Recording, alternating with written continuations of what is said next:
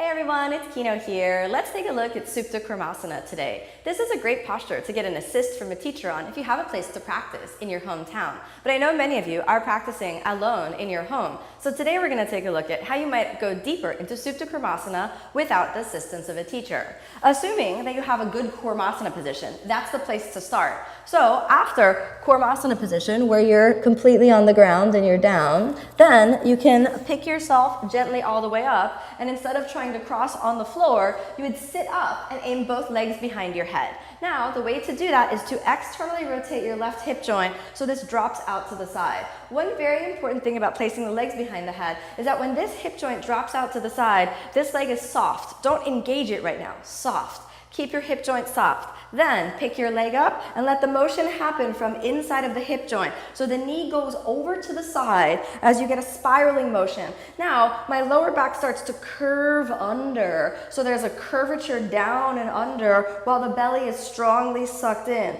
If you're too forward and up, your legs won't go behind the head. Allow yourself to curve under. Then, softening that left hip joint, inhale. And as you exhale, gently pull your leg behind your head.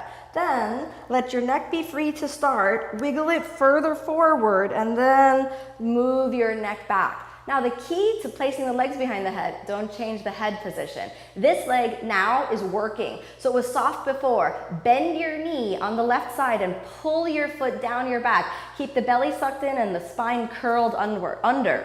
Then gently externally rotate your right hip joint. So you'll see the knee to the side and you'll see that movement deep inside of the hip socket. Keep your right leg as soft as possible and then hold on with one hand. Take your left hand, place it back on the ground. Keep your head engaged and looking up. Touch your toes together. The toes will do the work. So touch the toes together.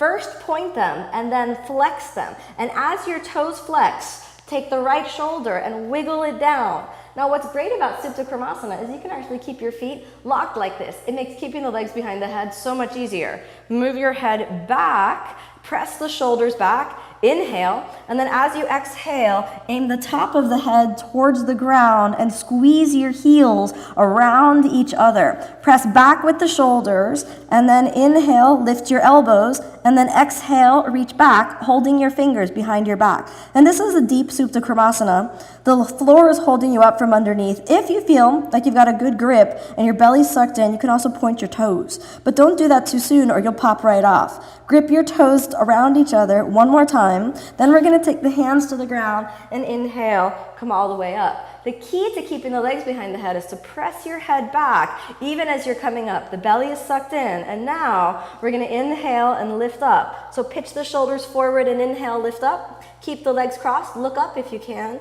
Then drop your head down, stretch out your legs, straightening the knees, and then gently take your legs back to Bakasana position, and then jump back, lower down.